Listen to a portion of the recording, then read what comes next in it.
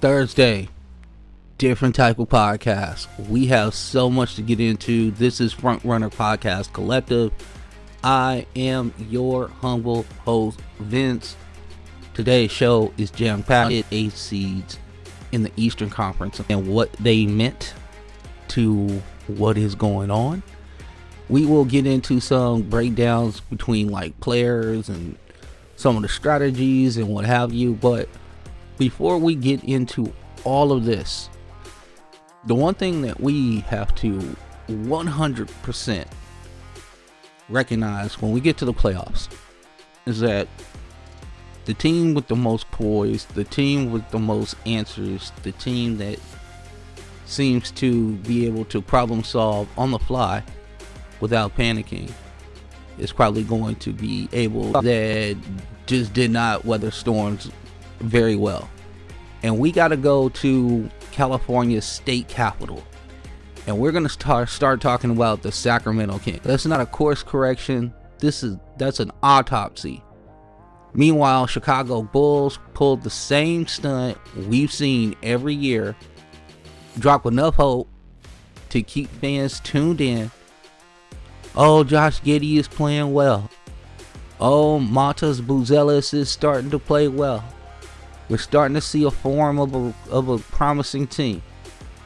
And then you go get dog walked by the Miami Heat, who we have been basically calling the zombie Heat for multiple years. And here they are again. Listening to this like, damn, again, you're not alone. We've seen this movie before, the twist. One team actually changed their ending, the other still rebooting the same tired franchise script.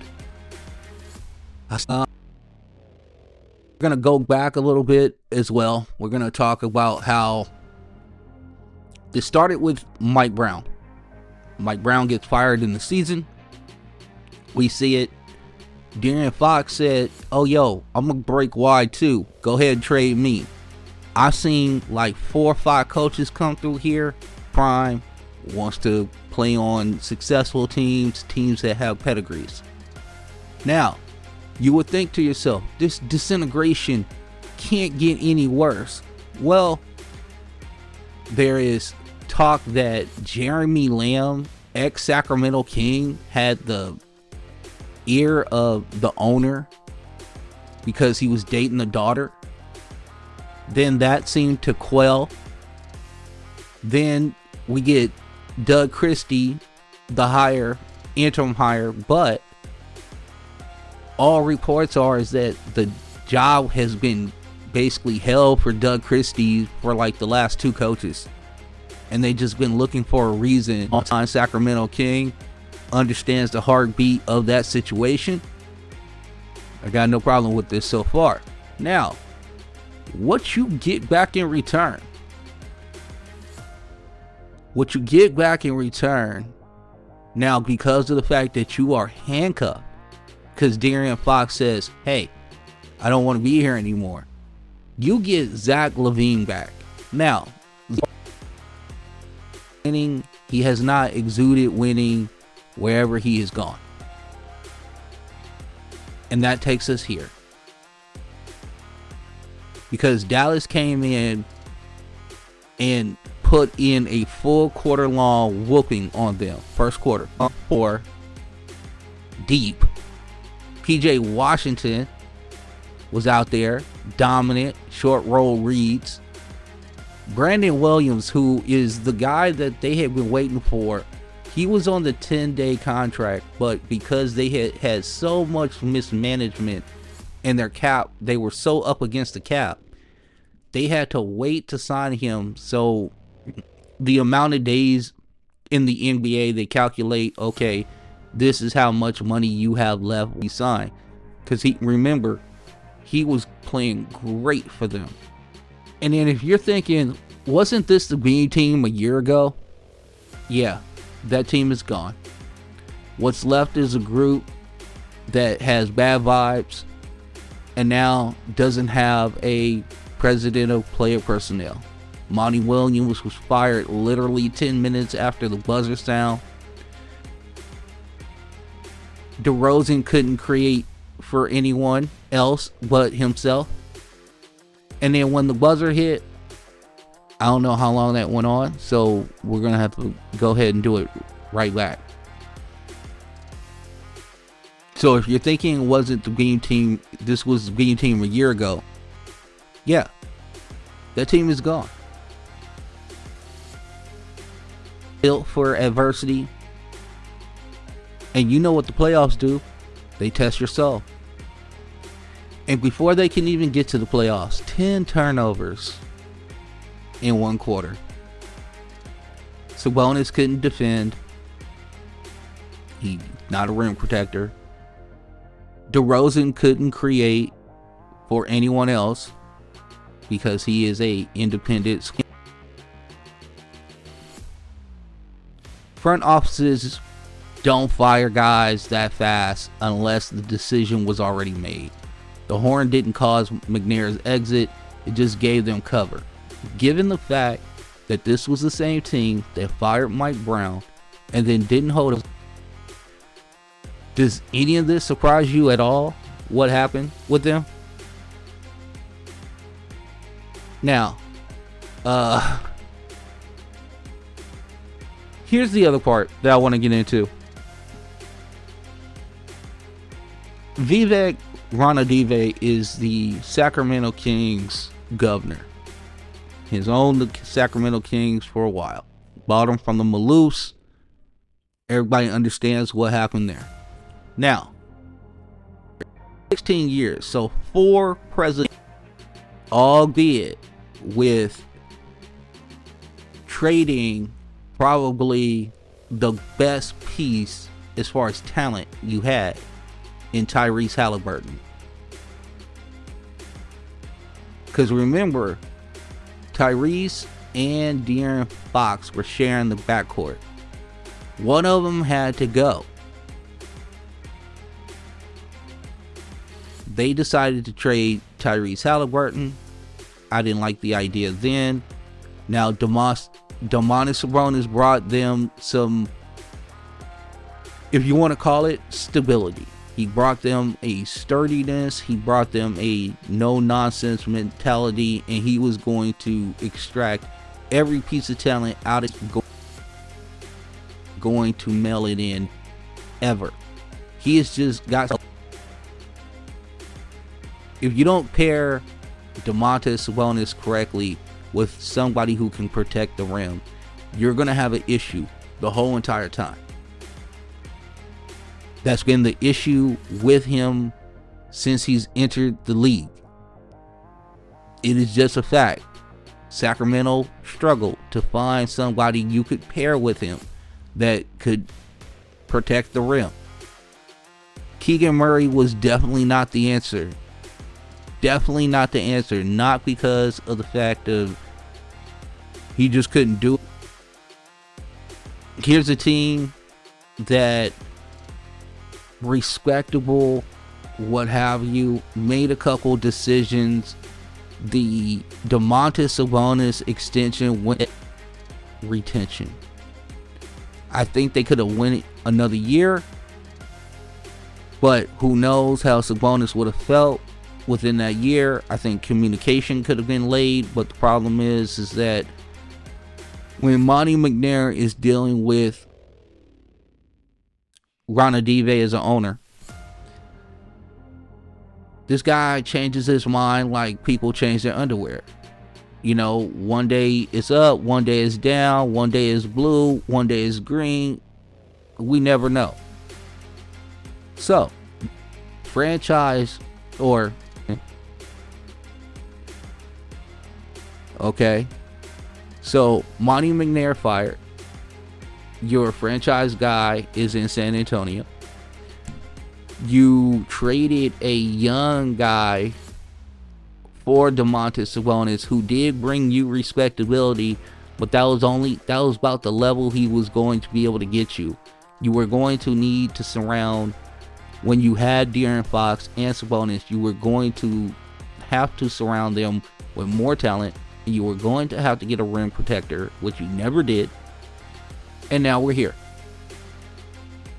Where do Sacramento go from here? Here's the thing that I do want to say. He's blown out multiple decision makers as far as talent evaluators. The list of coaches is ridiculous at this point. He's paying coaches that have been coached for him in like 3-4 years. Multiple. You have some talent on the team, but you don't have the high end talent that you need to really compete in NBA standards, right? It's pretty good. But still, here is a fan base that's absolutely loyal when they are legitimately a team that is in the playoff mix. That fan base and that building is absolutely electric. I thought the light the beam thing was kind of corny. I love anything that's gonna help fans, support their team, rock for their team. And now I'm looking at this situation, and what do you tell the Sacramento Kings fans? They don't want to hear that the Kangs are gonna Kang. They don't want to hear that anymore. They want to hear real answers. They want to hear truth. At this point, my suggestion is to tear it down. Because clearly the build wasn't sustainable, and it wasn't sustainable to compete in this high octane West that we got going on right now. A couple years ago, you caught a wave of good fortune. You weren't hurt. Other teams were going through identity crisis, things of that nature. You had a really favorable seed, and then you got your teeth kicked in.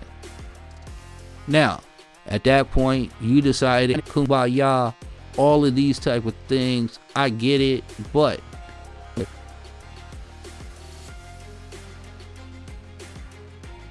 the talent in the West got better.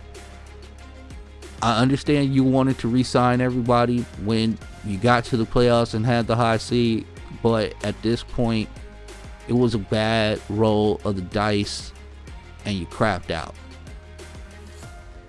Now, let's move along to another team that is also just as dreadful,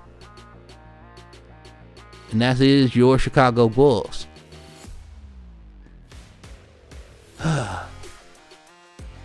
What are we doing here? Okay, so because at this point, I bought in a little bit too. I'm not gonna. Okay. I love they drew me in. Chicago drew me in again. Buzelis playing when he wasn't playing early in the season. I love that. I love the development of Josh Giddey. We find out, I think it was pretty interesting that we find out from Shams, like right before the game, play through the situation, but we just want to let you know that he has a torn tendon in his hand. He's going to play through it. I love what Kobe White has been doing, but the one thing that we had been always talking about is that the paying Patrick Williams, and there's no shade to Nikola Vucevic at this point, is still your playoff 5 in 2025. Your front office either hates you or hasn't watched their own tape. They keep dancing around the decision that everyone else can see. This roster has there's no shade to Nikola Vucevic, but if he is your 5 in 2025, your front office either hates you or hasn't watched their own tape. They keep dancing around this decision that everyone else can see, is that their front line is flawed, and it's been flawed for a while. Every season, Reinsdorf is trying to get you here. He's trying to get you to the play-in. So you get that one last gate. Reinsdorf is a money-making machine. That's what he cares about. That's all he has cared about this whole situation. When they traded LaVine, it seemed like it sparked the chance of opportunity to continue to kind of deconstruct this team so you can go ahead, go through the rebuild, and then come out with high-level talent on the back end. I thought that was the whole point of getting the pick back from Sacramento. That's what I thought. You don't trade Vooch, you keep him. Power through this bad boy. Front court productivity, and it's every time.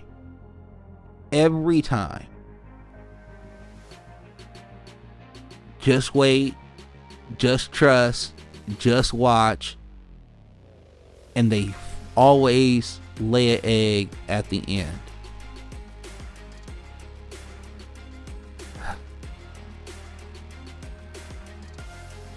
Kobe White can't be your best scorer. I love Kobe White, but he can't be your best scorer. Giddey is a really good playmaker. I understand that he had the hand injury. That probably really curtailed his production, even though he did play well in that game. I don't know. He's really good. He turns out to be better than, 9 other lottery picks or whatever. And you got a diamond in the rough. You hope for that. Matas Buzelis is a good find where they got him. Where was it, 11? So there's still hope out there. I just feel bad for Chicago Bulls fans because, boy, Reinsdorf can get that gate. He will. He will get that gate no matter what happens. So, in the great words of R&B, 90s R&B group Portrait, here we go again. Here we go again. Now, let's put a bow on this. Let's talk about Sacramento. So let's put a bow on this and talk to continue to happen with this freezing on this fine piece of machinery. Monte McNair built a team that peaked early. No defensive anchors. They didn't have a second creator amongst them. Malik Monk is better suited coming off the bench. And their star 5, who is a walking playoff liability, get you 18 boards in regular season games. And sometimes he makes the All-Star game. Once Mike Brown, he'll keep DeRozan, Sabonis, and LaVine. That's going to be the question for the next person. I'm not going to, pitch and hope. We'll see what they actually build in the offseason. They have to go for a tear down, and we'll see. And here's the other team, Chicago. You got to pay Giddey, right? You got to pay him for the performance that he put together in the second half of the season. Kobe White is extension eligible. What is he going to get? Because you got him on a cheaper contract when you signed him. And then Vooch and Patrick Williams. He's in no doubt. He can, as far as rim protection is concerned, as far as being stout defender in the paint, he can't do it. And he's not quick enough to get out and stop shooters in the short corner. So what can he do defensively but be a sieve? So then offensively, he has to be off the charts. Now, Vucevic is a really good offensive center, but I don't think he's a very impactful offensive hub type of guy. And if you're going to be that bad on defense, you need to be instrumental, impactful on offense. The the Bulls got embarrassed. I know it didn't happen on Tuesday, but you know, TNT likes to play games on Tuesday. There's a quiet kind of pain when your team knows it isn't working, but they keep selling you hope. And there's a power in the front office that's saying no more. So who would rather you root for? The team that fired the GM or the one that's faking playoff potential?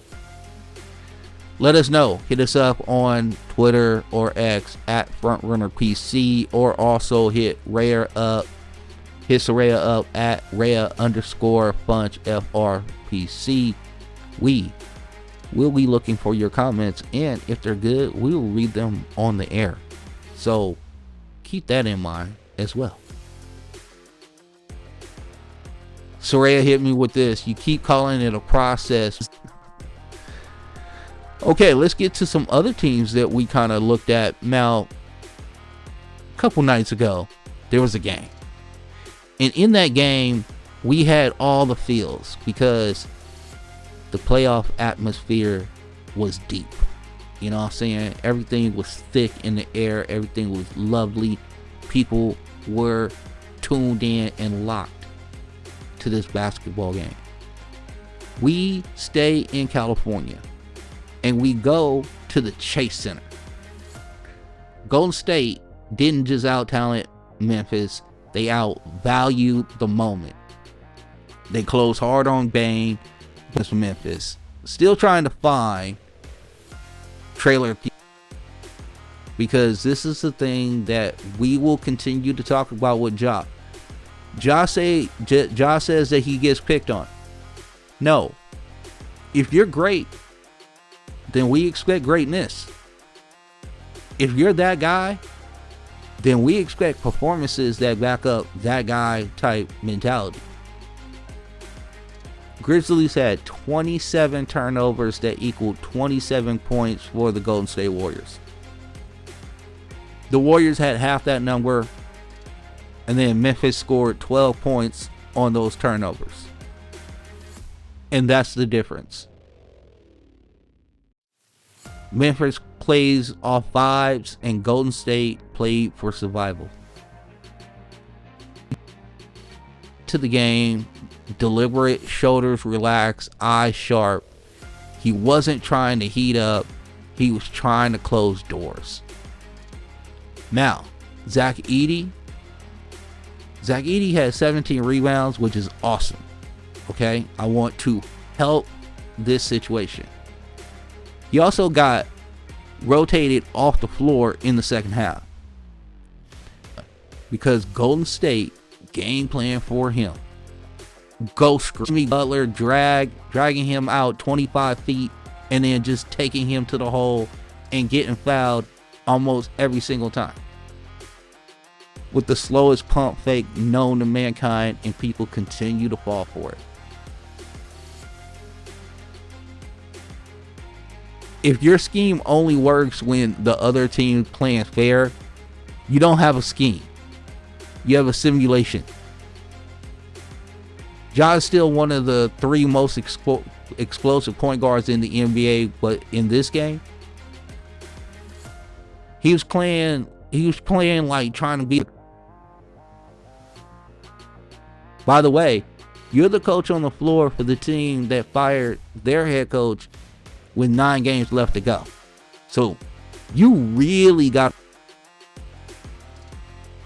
to buckle up and lock in when these type of situations happen. Ja had 22 points. He had 5 turnovers and 3 assists. So he had more turnovers than assists.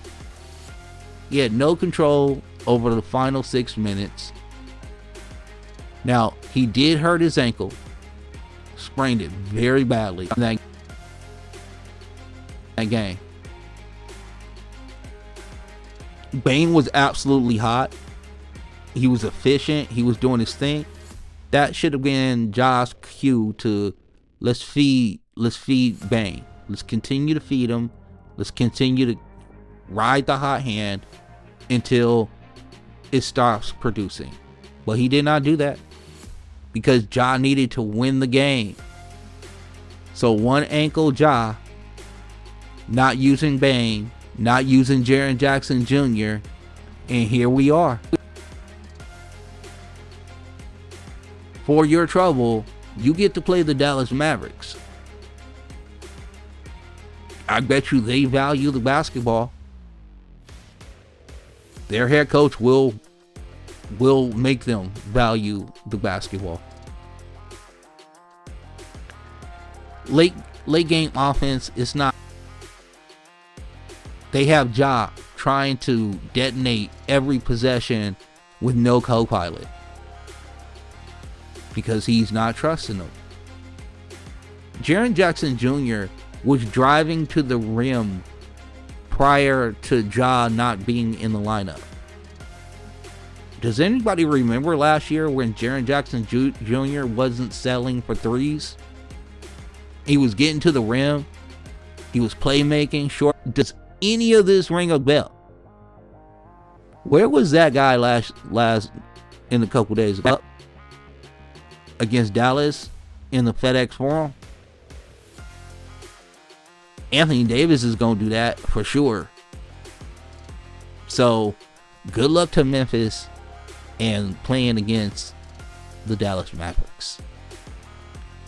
We need to give Jimmy Butler his flowers. Playoff Jimmy, even though we're in the play-in, has been activated. You know why I know that? 38 points, 12 free throws, 6 assists, which plays. He wasn't flashy, he wasn't fast, but he knows where to put pressure points and where to go ahead and stick his hand in there. His rotations were crisp. He knew when to go ahead out, backpedals, gets a foul, next play, Draymond, go screen, skip to Moody, hits a three. Jimmy didn't score 38 points. He dissected the game with 38 blades because it was like Jimmy things on the stage that Jimmy likes to do them on, which is on national TV. It was pure Jimmy. Let's get some front office analysis, shall we, on our guys here through this game. Ja is still electric, but he needs a secondary creator that he can trust. But Bane is, to the guys that I talked to, Bane is an elite third, needs more pace in the offense. You need a switchable four to make him viable. And I don't know about anybody here, but don't give me this mess about Jaren Jackson Jr. being I'll give him an all defensive team. Maybe. I have to look at it. But, dude, what the hell was that? Now, the big question from Memphis is, did your core max out? Do you want to be Sacramento? Do you want to be Chicago? Is that they have players that they can go ahead and trade. They have ancillary pieces they can go ahead and trade. So it's not like the cupboard is bare. Now, Golden State,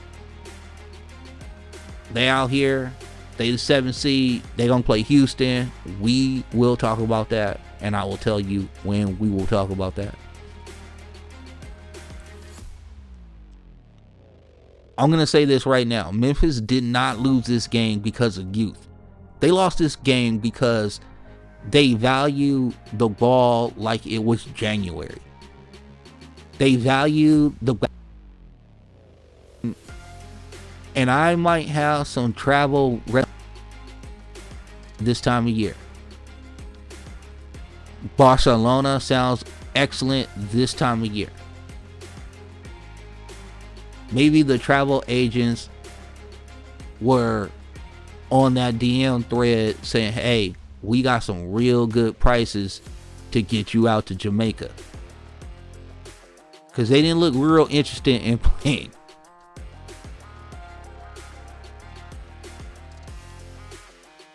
The play-in doesn't crown anyone, but it reveals who treats the moment like it matters. Memphis played the game. Golden State played the ending first.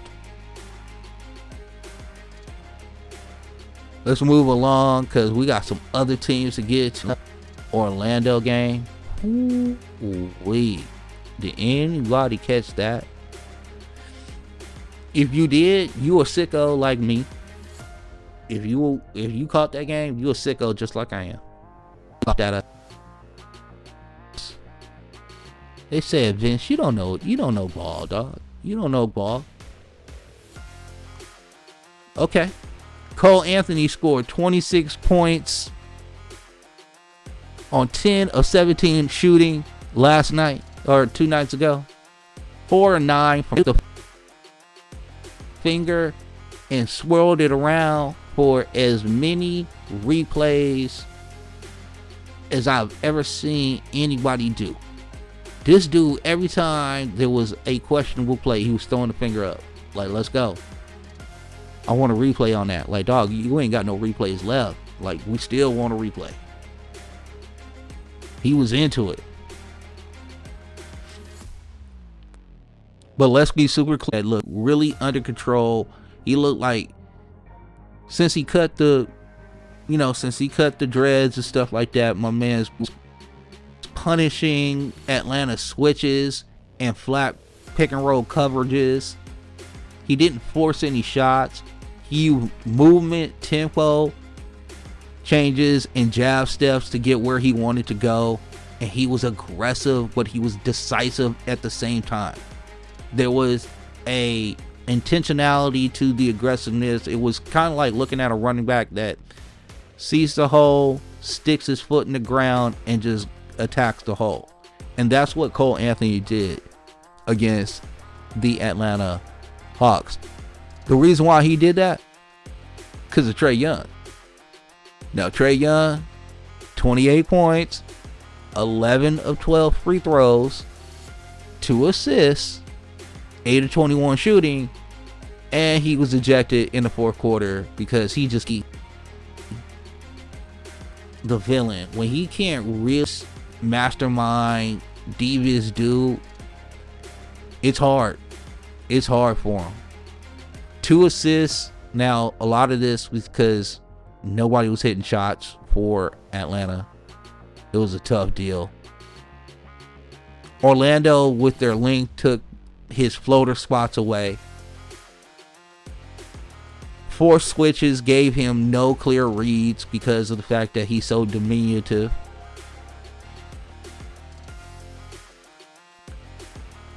He had a bad shooting night that led to an emotional meltdown under, if you want to call it, finality.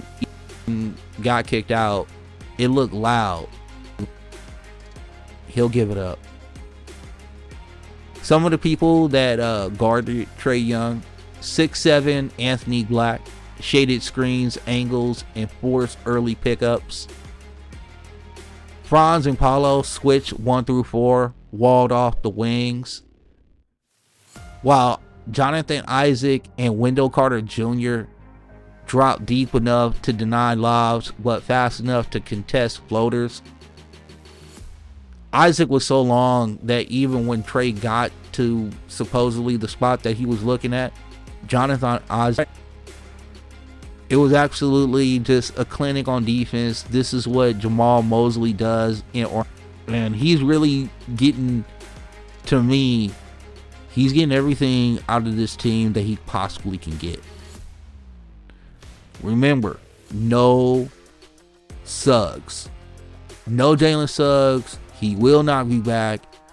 He is more right now pressing matters to deal with because he was at the WNBA draft with his girlfriend, Haley Von Lip.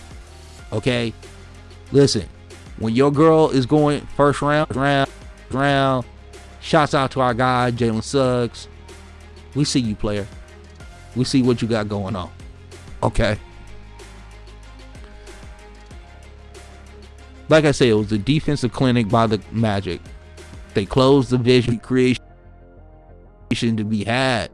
Okay? Dyson Daniels wasn't as fluid as he was before.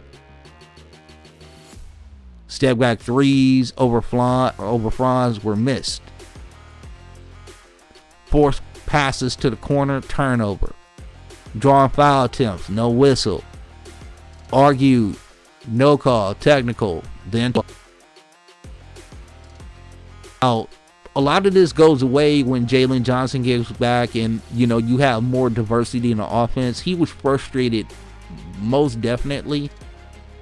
But I wonder if Trae Young has played his last game as an Atlanta Hawk. Let's get to Orlando a little bit. I love that Anthony Black's game. Franz Wagner and Paulo Banchero. Paulo struggled, but Franz, held it down. You know what I'm saying? I like that part. And Ricochet for Atlanta, he looked raw, but you could see some of the glimpses there, and they were hurting without Jalen Johnson. To not just diversify the offense, but give Orlando something else to think about that they clearly just locked on to Trae and said, "It's all we got to deal with."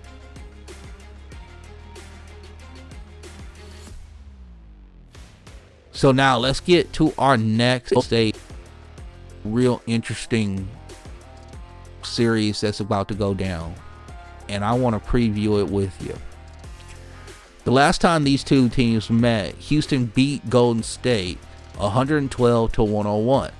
Steph Curry was held to 11 points on blanket. Steph everywhere he went on the court. He was the actual. Make no mistake about it.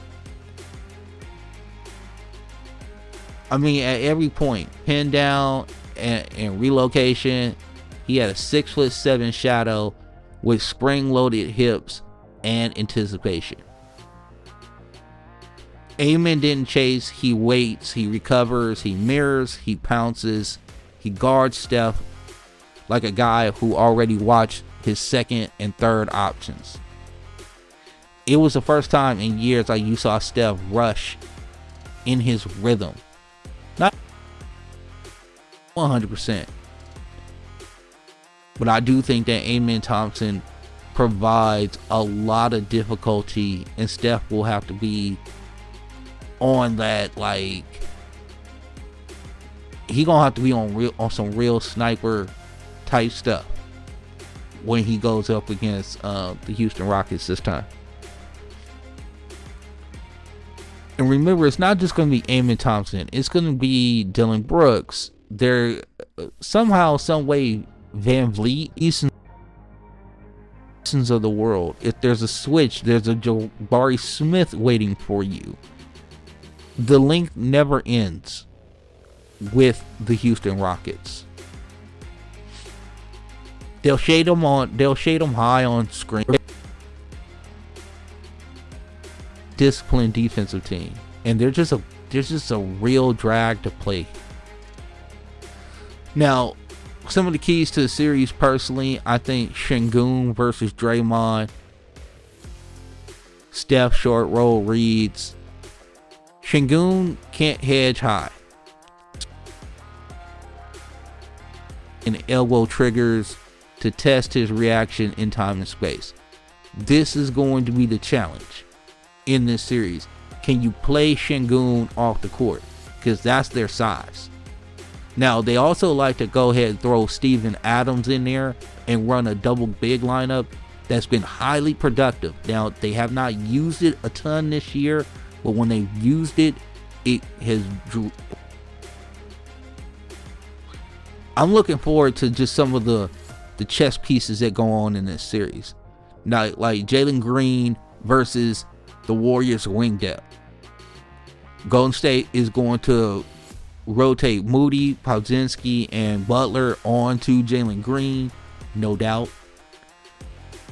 They'll top lock DHOs and force him downhill into help. Now, Green earns free throws and avoids highlight traps, Houston can be really scary in this series. Now, because they're going to need his offense, because he's the only one that can really independently go out and get his bucket. Now, can Van Vliet kind of steady the ship and kind of match, not match Steph, but match the energy of Steph, kind of? And what I mean by that is just basically being the veteran ball handler against the, that kind of calms down the youth. Fred is not going to wow you, but if he controls the pace against the Warriors, they might have a shot. So, the other piece of this situation is, will Jonathan not? He didn't play in the Clipper game. He did not play against the Memphis Grizzlies. It was a DNP coaching decision. And no drama, no out. Kerr said he doesn't like the spacing when Kuminga's in there with Jimmy and Draymond. Not any minutes whatsoever, Steve Kerr.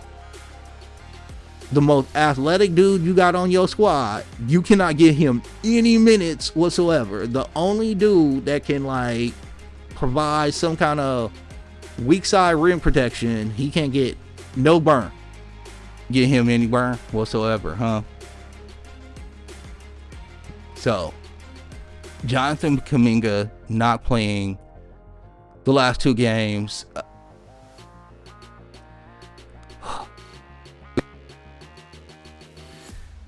It's not a punishment. I just want to know what it's going to look like at the end of the year. Because at this point, I don't know. I mean, you got to play. You should play him against the Houston Rockets. He is an athletic guy who can help match some of the athleticism that Houston has. Now, you're telling me that he's lost on defense and switches and what have you, and he doesn't bring me to swallow.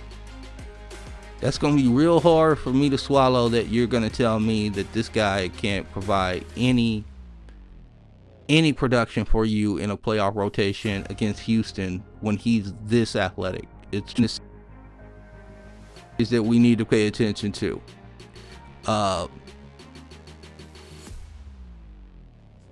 Turnover ratio for the Houston Rockets is 17.6%. Bench net rating, Amen plus Eason plus 6.8. Defensive field goal versus third and fourth options, top 10 versus good Golden State Warriors corner juggernaut when it comes to this. And this is why we made Amen Thompson our defensive player. That's what we do.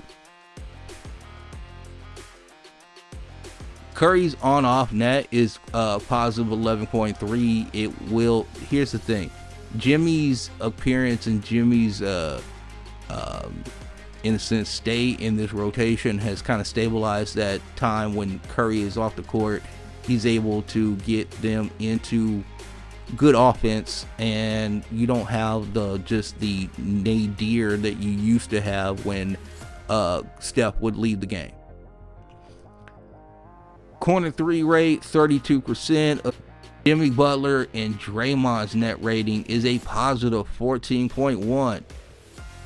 That's their closing duo. We will see how it fares against the just ginormous Houston Rockets. If you are a staunch Houston Rockets fan, you already know these things. Amen Thompson's ability to disrupt Steph without fouling, key. Can Şengün stay playable in fourth quarters?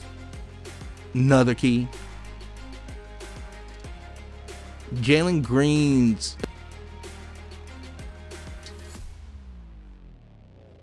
And can the vet in Fred VanVleet be the steadying force for the Houston Rockets so they can control their possessions? One, you don't want a bunch of turnovers. Steph, now if Golden State wins, Steph warps Amon's rhythm and with off-ball decoys. Jimmy Butler gets downhill consistently for 4 quarters and gets fouled, puts pressure on the paint. Moody and Pods are hitting their shots they have to hit. Draymond protects space. Now Draymond's not reluctance, but his ability to shoot corner threes of late, it's been real good. I loved it. He's going to have to continue that because they are going to leave him. If they can take the Rockets into deep water, they should be able to drown them. If they go down 2-0 in Houston, this series is over. It will be Houston's youth and energy against Golden State's just efficient. It's about tempo, reads, matchup clarity. It's the kind of series that where a 6-minute aim and run or a Fred corner 3 changes everything.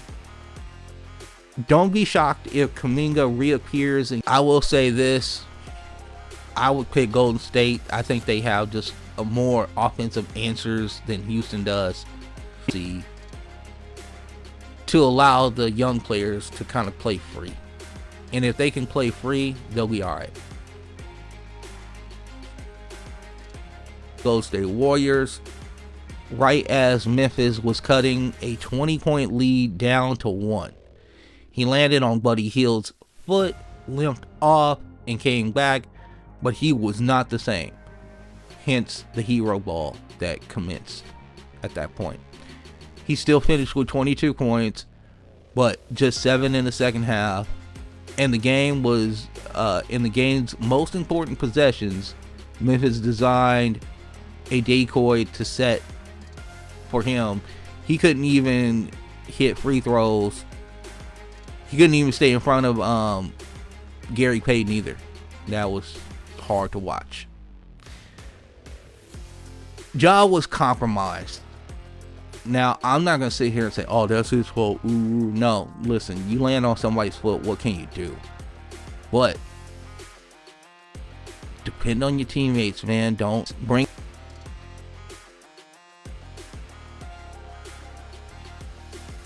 in another shooter if you're not going to be able to, shoot the ball or whatever because of your ankle. Now, here's a quote from Ja. I'm playing. That's basically the answer. I'm giving. That was John Morant post game. Nobody has ever questioned Ja's toughness. Nobody's ever questioned Ja listen, I can rise to the moment. Our question has always been with Ja is decision making on and off the court. And how seriously are you going to take this? This is what you're already up against it because of Jalen Wells' injury that was so sick to hear. And also, we are just wishing that man well. And also losing Brandon Clark to a season-ending injury as well. You get Jaren and Bane playing 39 minutes each. Those guys, when you had depth, these guys playing 31 minutes. And now you got John Morant's ankle. Now, Scottie Pippen Jr. can be a viable pseudo Tyus Jones type of guard for the Memphis Grizzlies. He's still young. Some painkillers during the third quarter. Now he had to fly home and basically rest up. You just hope that, with the treatment, whatever the case may be, he can get that ankle loose. We'll see what happens in pregame, and we'll see what goes on from there. But if Ja can't play, Dallas is going to smoke them. Now, let's talk about the guy who was really doing it big, Desmond Bane. This is our guy. You know how much I love Desmond Bane. 30 points, 5 of 8 from 3. Elite movement shooter. Still not a pressure creator. But if you need some shots, that's your guy. Now, we are going to get to Atlanta and what we saw there. Here's a team that, man, they are about to play the Miami Heat, and this might be a wrap for them too. We saw what Trae Young did, all his, and anytime you can get your dude into playoff situations, it's a good situation. Then we welcome in the Miami Heat and Heat culture, so we'll see how that goes. Talk about the New Orleans Pelicans real quick. They're not in the playoffs, but we need to bring this up. So the New Orleans Pelicans this week, they fired David Griffin. He's out. People around the league, you got to go get analytical people. And again, Dumars didn't come out of thin air. It came from Gail Benson. Gail hires people she knows. People that with ties to the Saints, to the Pelicans, it doesn't matter. She's running a family business model in a league run by Wall Street killers now. And what we just watched was not an executive search, firing Griffin on Monday morning and then announcing Dumars by Wednesday afternoon. This is not due diligence. This is calling your cousin from the group chat and asking him, Amazon hiring, homie. You need to go ahead and get some work, my guy. All right. So we've been here before with Gail. She's loyal to the soil, and this is what she's doing. She wanted to do this prior. Now, I will say this about our guy, David Griffin. Does he deserve more? Yeah and no. So you miss 4 postseasons, no playoff series wins. You drafted well. Some of the trades I was a little iffy on, but you drafted really, really well. Some of the trades I understood, but I didn't like some of the execution. What this really comes down to is if you got what you needed out of Ingram and what you needed to get out of Zion. The biggest L is identity. Some guys returning from injury. You got one dude that's returning from hopefully like Weight Watchers or whatever. Are we sending Zion to some kind of camp? I don't know. Is he going back to Dainky where they can feed him like proper food? I don't know. That dude needs to stay in shape, or they need to trade him. They need to figure that one out. And Joe Dumars gets its alignment. And here's the quiet part that nobody's saying out loud. This isn't just Griffin being gone. This is about Zion and maybe not being the guy. This is about decisions like Dyson Daniels being traded for DeJounte Murray. I love DeJounte Murray. I don't know if he's a lead guard.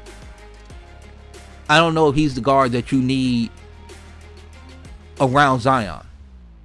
And then it comes down to this summer, is there a decision made or is there a mandate made to Zion this year? Bro, and if your ass don't, we gonna trade you. And we gonna try to trade you to like a Euro League team. I don't know if it's in our bylaws to do so. Utah. Zion in Utah. They don't drink beer in Utah, right? Something. I don't know. Coffee's outlawed in Utah. Who knows, man? But I will say this. Somebody had to fall, and David Griffin was going to make this fall. You know, that was just what it was going to be. Dumars says his vision is a disciplined team built on toughness and smarts. Smart decision making with no excuses mindset. You're going to hold Zion accountable. No excuses means that your frugal nature as a franchise will upgrade maybe the worst maybe on this team maybe a year or two long. So my question is, when you talk about no excuses, are you gonna then hold Miss Benson accountable for hiring with her heart instead of her head? Because the fans in the Bayou deserve better. Have a team that reflects the city's energy. Tough, resilient, hungry. A team, a town that's known high energy. It's a football town. New Orleans cares about the Saints and LSU football. And sometimes if Tulane is halfway good, we care about Tulane. L. Benson, who owns the Saints and cares about the Saints, priority number one. NFL always king, right? So either you fix this issue, stop giving me rhetoric about being accountable or whatever, and start taking some hard looks in the mirror. New Orleans, Memphis, Atlanta, things need to change. Speaking of change, to understand front offices and what makes them tick and how do you develop and what players and what are you looking for to develop.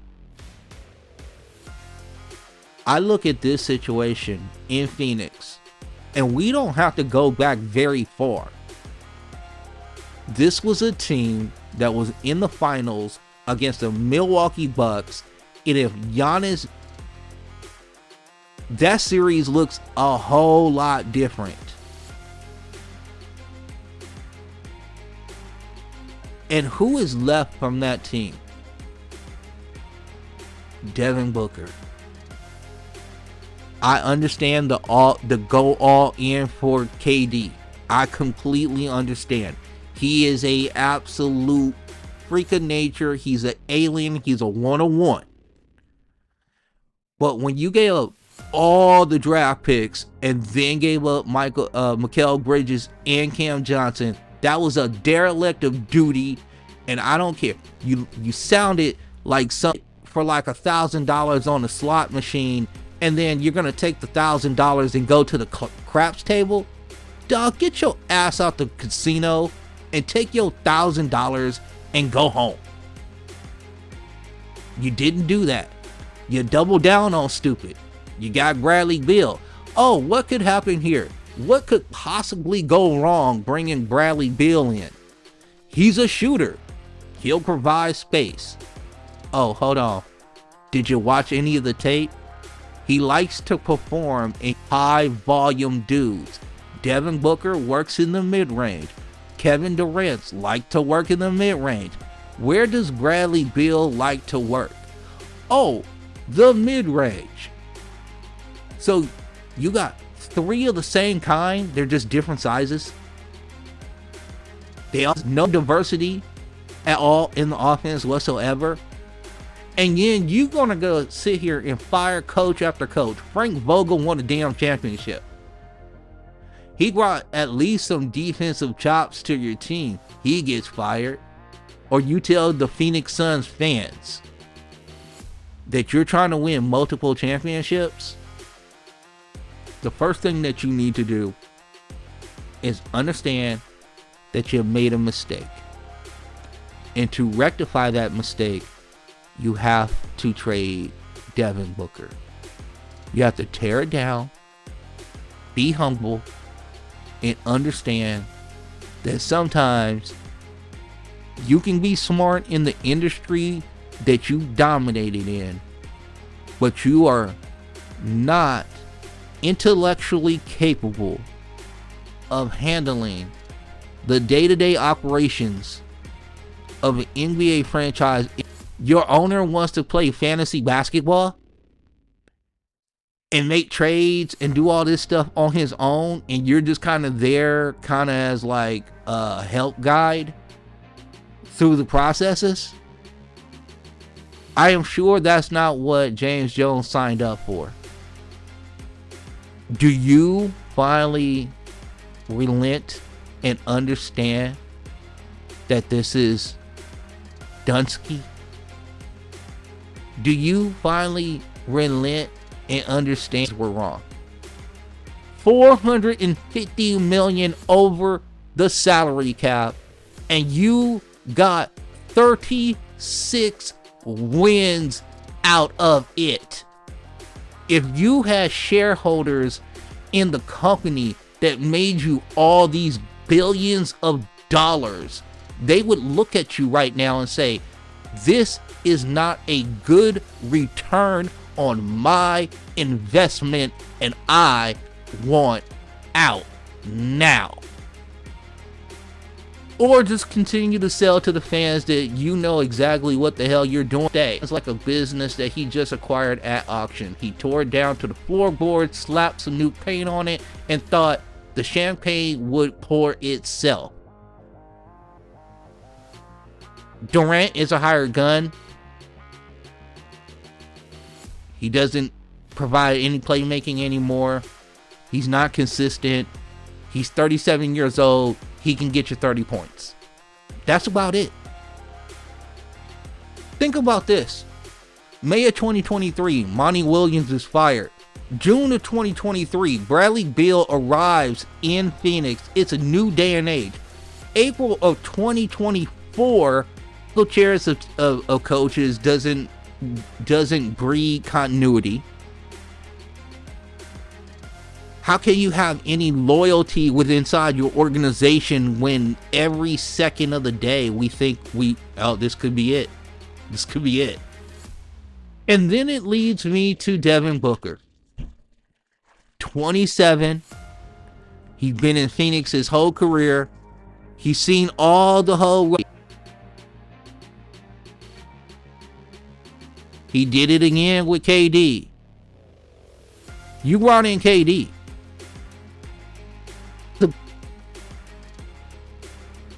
About Devin Booker, right?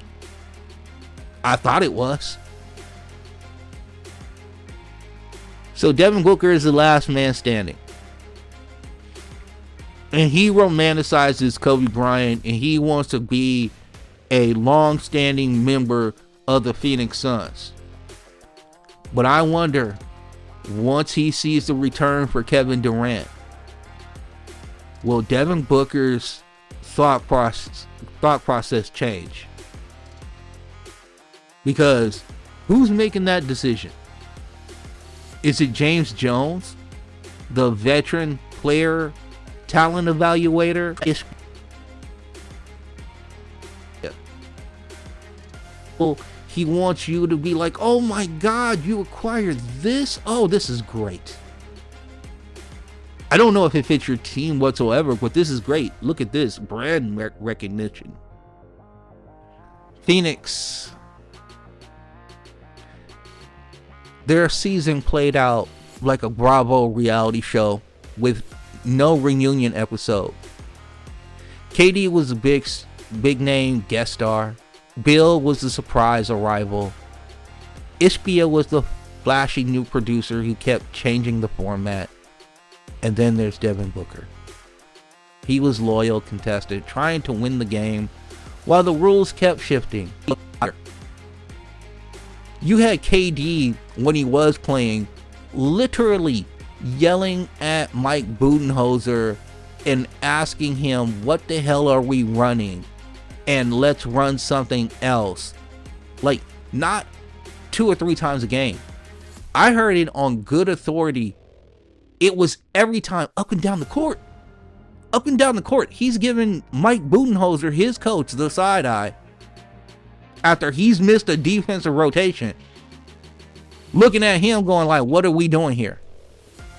And your last real tangible asset is loyal to the soil and supposedly doesn't want to leave. But we will see once the return for KD comes back. We'll see how much Devin Booker wants to be loyal. You can't build culture with chaos. You can't buy credibility with cap space. And you can't keep your stars if your foundation is cracked. The season for the Suns got exposed, and this all entangled. Taking into the playoffs, I know Adam Silver is extremely excited about this development that we will have Steph Curry playing the Houston Rockets, and Ime Udoka will cuss out Steph Curry, and it will be great for TV ratings. Memphis gets one more shot, one more chance at glory to keep their playoff hopes alive against the Dallas Mavericks. Orlando is trying to reclaim its early season status and build up their courage to go up to Boston to face the defending champions. And Atlanta is led by a 90s R&B singing, but he gets one more crack as well. Games are basketball's lie detector. If your culture ain't real, the moment exposes you. Okay? That's what we talking about here. You either get real with yourself or you get played out. So surround yourself with people who lift you up, push you forward, and remind you who you are. And if you got folks like that, celebrate them, text them, hug them, let them know that they matter. Because growth hits different when you're surrounded by love, support, and real ones. And if you're building that circle, well, you can start right here with Frontrunner Podcast Collective. We always got a seat here for you always. And with that being said, we out of here. I want to thank my producer and